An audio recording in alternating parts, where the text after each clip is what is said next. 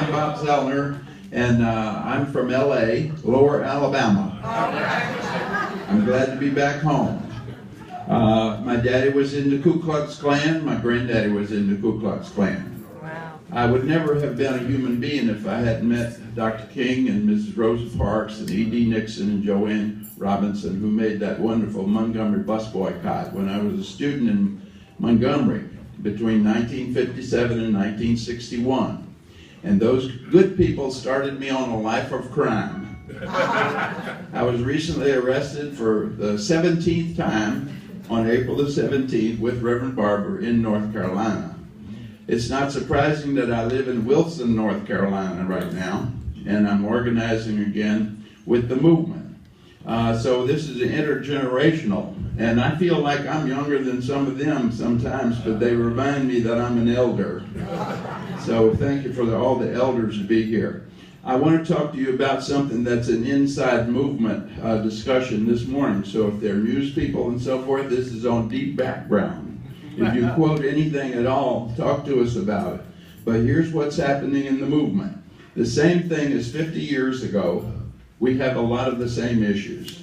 Number one is we have a news blackout. We talk about all the attention we're getting and so forth, but how many of you knew early on about what's happening in North Carolina?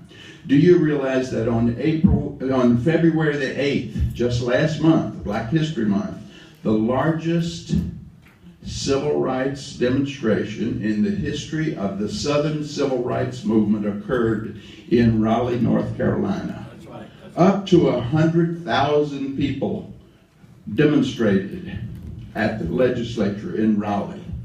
Not one single, other than the USA Today, national newspaper covered that.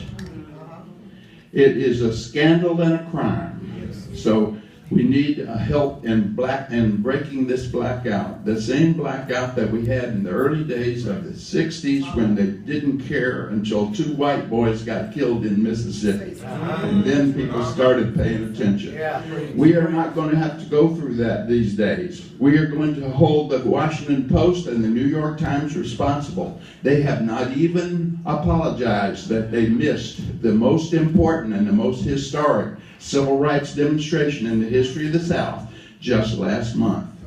There's a blackout on that. Now, this is a whiteout. Let's call it what it is. It's a whiteout. Thank you. Now, one of the things that's also happening is that there's a cultural revolution going on inside the movement.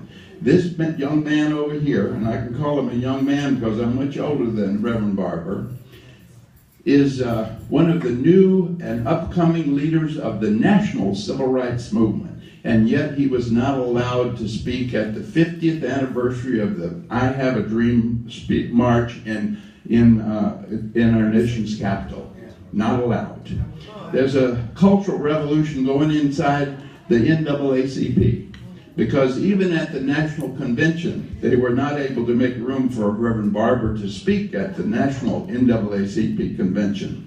I took them all to task, and I said the role of a modern civil rights leader is to make those in power feel uncomfortable. That's right. So if you're making those in power feel comfortable, like many of our established civil rights leaders are doing, you're not doing right by the movement. So we're going to have a cultural revolution inside the movement. This is inside stuff. We need to know about what's happening. We need to spread this movement. And they're keeping the lid on what's happening in North Carolina because it's grassroots organizing, pulling white people, black people, gay, straight, everything together. They don't want that to spread. I don't know how the fix is in, but it doesn't have to take a conspiracy. They know something dangerous when they see it, and we want to make it more dangerous. People are getting together and they're rising up. Help us do that. Thank you.